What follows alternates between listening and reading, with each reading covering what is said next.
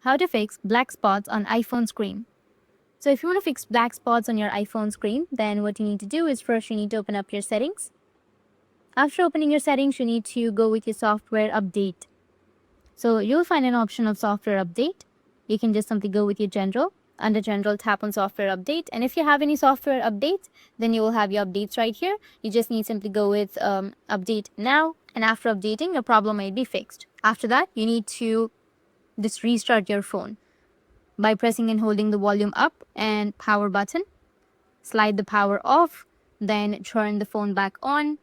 If the issue remains, then place your phone in a warm or sunny spot for just a few minutes. Some users report that this helps with display glitches. Avoid pressing or squeezing the black spot, it could make things worse.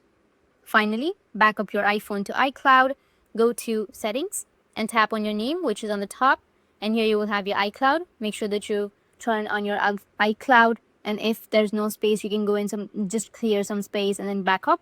And after backing up, your problem might be fixed. That's it. And if you have any questions, feel free to comment below. Thanks for watching.